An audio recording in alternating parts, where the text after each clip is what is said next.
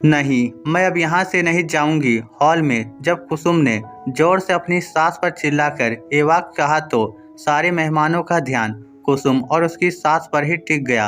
और फिर भी कुसुम गुस्से में कहे जा रही थी, मैंने आपको सुबह ही कहा था कि मैं जेठ जी के लिए भी नाश्ते के साथ ही खाना बना देती हूँ, फिर यहाँ आने के बाद नहीं जाऊंगी। तब क्यों मना किया? अब तो मैं नहीं जाऊंगी। यह कहकर कुसुम मेहमानों के बीच से उठकर खाना खाने चली गई और उसकी सास चुपचाप बैठी रही। आज इस शादी की चर्चा का विषय केवल कुसुम की उद्दंडता ही थी कि कैसे छोटी बहू होकर इतने मेहमानों में सास पर चीख पड़ी। अगर जेठ के खाने का इंतजाम करने चली ही गई होती तो क्या हो जाता। बेचारी सास उसकी तो बहुओं के आगे बिल्कुल भी नहीं चलती। बेटे तो बहुओं की ही सुनते हैं, ऐसा है वैसा है। कुसुम इस सबसे बेपरवाह अपने चचेरे भाई की शादी का आनंद उठा रही थी। उसे इस सब चर्चा या बातों का कोई भी फर्क नहीं पड़ रहा था। और एक तरफ उसकी सास अपने जैसी उम्र वाली औरतों के साथ बैठकर अपना दुखड़ा रो रही थी। ऐसी कौन सी बड़ी बात कह दी थी मैंने उससे? बड़ी बहू मायके गई है और बड़ा बेटा शादी ब्याह का खाना खाता नहीं तो उसके लिए 2 रोटी बेलने चली जाती तो क्या हो जाता? कौन सा घर दूर है? अरे मैं चली जाती, पर लड़की वाले मेरे रिश्ते में लगते हैं और मेरे घुटने का दर्द भी बढ़ गया है। अब ऐसे में आना जाना सब नहीं हो पाता। बेचारा मेरा बेटा सुबह का ठंडा खाकर दिन निकालना पड़ा। ये कोई पहली बार नहीं था कि कुसुम की सास उसकी बुराई कर रही थी। ये तो हर रोज की बात थी। अब कुसुम भी उसकी तरफ ध्यान ही नहीं देती। पर कुसुम पहले से ही ऐसी नहीं थी। 12 साल हुए थे कुसुम की शादी को, 2 बच्चे भी हैं। जब कुसुम शादी करके आई तब तो उसके मुंह से एक शब्द भी नहीं निकलता था। सास ससुर, जेठ जेठानी, उनके बच्चे, 2 ननद और उसका पति जो सबसे छोटा बेटा है, इतने लोगों के संयुक्त परिवार में रहती है। कभी पल्लू भी गिरने नहीं देती थी। पति को नौकरी के चलते विदेश जाने का मौका मिला। सभी घर वालों ने कहा कि ऐसा मौका बार बार नहीं मिलता तो उसे विदेश की नौकरी स्वीकार कर लेना चाहिए। बस फिर क्या था, 5 महीने की गर्भवती कुसुम को छोड़कर उसका पति विदेश चला गया। कुसुम गर्भावस्था में भी सारे घर का काम करती, सास ससुर जेठ जेठानी सभी का ध्यान रखती। कुसुम के होते हुए सास या जेठानी रसोई में पैर भी नहीं रखती थी। जेठानी जी का जब मन होता मायके चली जाती। रिश्तेदारों में या घूमने फिरने ऐसा आना जाना लगा रहता था। और जेठानी के दोनों बच्चों को संभालने की जिम्मेदारी भी कुसुम को ही मिलती, क्योंकि बच्चों के स्कूल के चलते जेठानी हर बार उन्हें साथ नहीं ले जाती थी। जब भी कुसुम मायके या कहीं जाने की बात करती तो उसकी बात पर कम ही ध्यान दिया जाता था। अब कुसुम को 7वां महीना लग गया था तो गोद भराई भी करनी थी। सारी तैयारी कुसुम की सास ने कुसुम से करवाई। जेठानी को तो हर जगह आने जाने से ही फुर्सत नहीं थी। ननद आती तो हाथ बटाने की जगह फरमाइशें लेकर बैठ जाती। फिर भी कुसुम चुपचाप सब करती रही। यहाँ तक कि गोद भराई के दिन भी सारा खाना कुसुम ने बनाया था, क्योंकि फंक्शन के पहले दिन ही जेठानी और सास की तबीयत जो बिगड़ गई थी। पर जैसे ही कुसुम की सारी रस्में शुरू हुई, दोनों ठीक भी होने लग गई थी। कुसुम अब अपने मायके आ गई थी और यहाँ आकर उसने राहत की सांस ली। उसने इन सब चीजों को अपने पति से बताया तो कुसुम के पति ने कहा, बच्चा होने के बाद जब मैं आऊँगा तो माँ और भाभी से बात करूँगा। कुसुम भी पति की बात मानकर चुप हो गई। कुसुम जब भी ससुराल फोन लगाती तब सास और जेठानी ही तू मैं चल ही रही होती थी।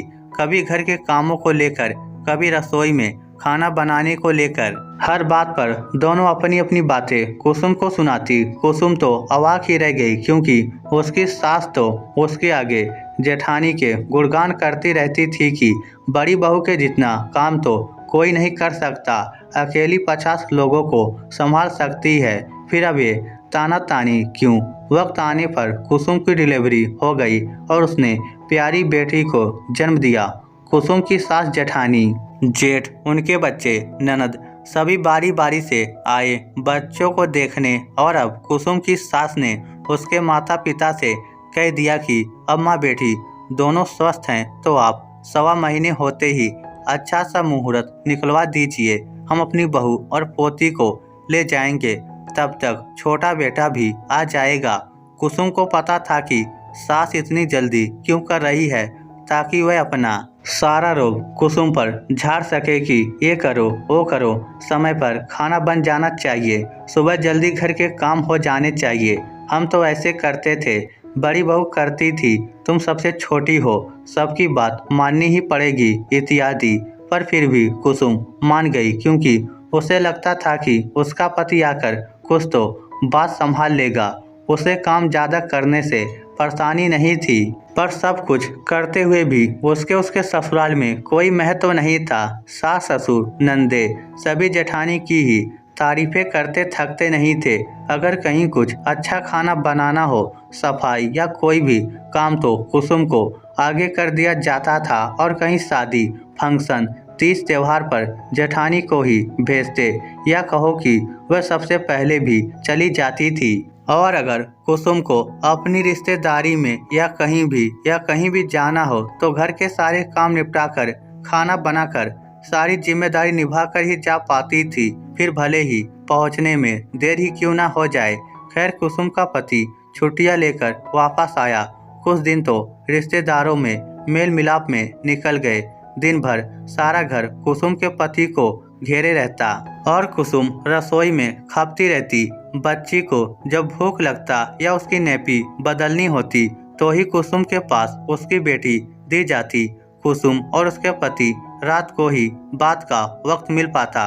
कुसुम दिन भर की थकी हुई भी अपने पति के लिए वक्त निकालती थी।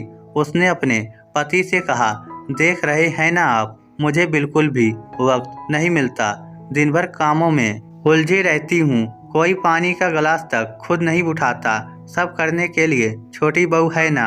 आपने कहा था आप माँ से बात करेंगे, तो करते क्यों नहीं। माँ जी मुझे कुछ भी नहीं समझती, उनके लिए बड़ी भाभी ही सब कुछ हैं, फिर चाहे वह माँ जी की कोई भी बातें नहीं माने। माँ जी हर वक्त मुझे ही कहती रहती हैं, तुम छोटी बहू हो, तुम्हें ही सब संभालना है, हर काम मुझे ही देखना होता है, आप कुछ कहते क्यों नहीं। कुसुम एक सांस में ही सब कुछ बोल गई। उसके पति ने कहा, कल ही माँ से बात करती हूँ कि आप कुसुम को भी भाभी के समान ही बहू का दर्जा दो, या मैं उसे अपने साथ ले जाऊंगा। कुसुम को बहुत अच्छा लगा। अगले दिन कुसुम के पति ने माँ से कुछ भी नहीं कहा। कुसुम के पूछने पर जब माँ का मूड अच्छा होगा तब बात करूंगा कहकर टाल दिया। एक दो बार दबी आवाज में कुछ कहना चाहा, पर माँ के सामने कुछ बोलने की हिम्मत नहीं हुई।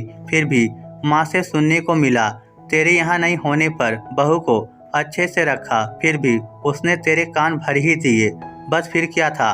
कुसुम के पति की दबी आवाज और दब गई, फिर बंद ही हो गई। छुट्टियां खत्म हो गई और वह फिर से विदेश चला गया। अब तो हर बार यही होता। कुसुम को नौकरानी से ज्यादा कोई कुछ समझता नहीं था। पति साल भर में एक आध बार आता, वही चक्रव्यूह चलता। छुट्टियां खत्म और फिर कुसुम ने कई बार पति से कहा कि आप ये नौकरी छोड़ दीजिए और यहीं रहकर कुछ कर लीजिए, हम साथ तो रह पाएंगे, पर विदेश से मिलने वाला मोटा पैकेज और माता पिता की आज्ञा की अवहेलना वह करना नहीं चाहता था। इससे कुसुम अब ससुराल वालों के साथ साथ पति से भी खफा रहने लगी। फिर भी उसका पति कुछ न कुछ समझाकर बताकर उसे मना ही लेता था। जब कुसुम दूसरी बार गर्भवती हुई तो उसने फिर से मायके जाने की इच्छा जताई, पर उसकी कौन सुनने वाला था।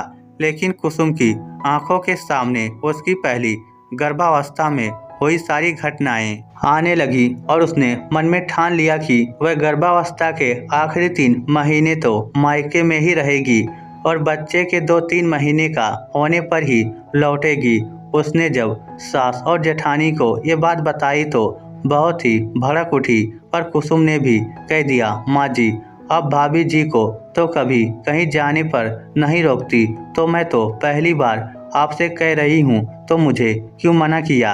जा रहा है मैं तो जाऊंगी ही, ये पहली बार ही था जब कुसुम ने अपनी सास के आगे मुंह खोला था, पर करती भी क्या। उसकी समस्या और परिस्थिति समझने को कोई तैयार ही नहीं था। कितनी सर्दी हो, तेज धूप हो, बारिश हो, कभी कुसुम बीमार हो या बच्ची की तबीयत खराब हो, घर के सारे कामों का बोझ कुसुम को ही ढोना पड़ता, क्योंकि वह सबसे छोटी बहू जो थी घर की। पर अब उसने सोच लिया था कि अब वह और नहीं सहेगी। कुसुम मायके गई और पति से भी कह दिया कि अब मैं दोनों बच्चों को लेकर तभी लौटूंगी जब आप यहाँ नौकरी करेंगे और मेरा साथ भी देंगे। पति को कुसुम की बात माननी पड़ी। समय आने पर कुसुम को बेटा हुआ। कुसुम की सास और सभी बेटे को देखने आए और फिर वही बात, कुसुम को जल्दी भेज दीजिए, अब बहुत रह लिया। पर कुसुम ने साफ मना कर दिया और जब बच्चा थोड़ा बड़ा हो जाएगा तब आऊंगी बोलकर सास की बात को काट दिया। अब कुसुम की सास को उसमें बुराई दिखती थी। जहाँ जाती बस कुसुम की निंदा चुगली में लगी रहती। शुरू में तो कुसुम को बहुत बुरा लगता था इस पर। उसने सास को कहा भी था, भाभी जी की तो आप कभी कोई बात बाहर नहीं करती, जबकि वह तो आपकी एक भी नहीं सुनती, सब अपनी मनमर्जी का करती हैं। मैंने एक अपने मन का कुछ किया तो इतनी बुरी बन गई मैं। इस पर कुसुम की सास, जेठानी, नंदे सभी उस पर बरस पड़ी थी और हर रोज सभी किसी न किसी बात को लेकर उससे लड़ पड़ती। फिर ये कहती कि छोटी बहू बहुत झगड़ालू है, इसने घर की शांति भंग कर दी है, पति को बस में कर दिया, सब कुछ छोड़कर उसके पीछे पीछे घूमता रहता है। कुसुम के पति को अपने ही शहर में अच्छी नौकरी मिल गई। अब कुसुम भी जेठानी की तरह मन का करती। काम काज के लिए एक दो नौकर रख लिए थे। कोई कुछ कहता तो तपाक से कह देती, आप लोगों ने दुनिया समाज में मुझे बुरा तो बना ही दिया है, थोड़ी और बुराई कर लेना। कुसुम अब किसी की परवाह नहीं करती थी। जो उसे करने का मन करता वह करती, जो नहीं करने का मन करता नहीं करती। इसी तरह भरी सभा में जवाब दे देती। लेकिन कुसुम अब ये समझ चुकी थी कि अगर अपने लिए आवाज़ नहीं उठाओगे तो आपके लिए बोलने कोई भी नहीं आएगा, चाहे वह पति ही क्यों ना हो। आप अपनी इज्जत करेंगे तभी कोई इज्जत आपकी करेगा, और सास और जेठानी को भी यह सबक मिल गया था कि अगर कोई अच्छा है तो उसकी अच्छाई का इतना फायदा न उठाया जाए कि वह बुरा बनने पर मजबूर हो जाए। छोटी बहू की इस उड़नदता के लिए क्या वह खुद जिम्मेदार है? यह उसके साथ होती गई घटनाओं की वजह से वह इतनी बदल गई। ये बात खुद कुसुम भी कई बार सोचती है। इस स्टोरी को लेकर आपकी क्या राय है? नीचे कमेंट करके हमें जरूर बताइएगा। धन्यवाद।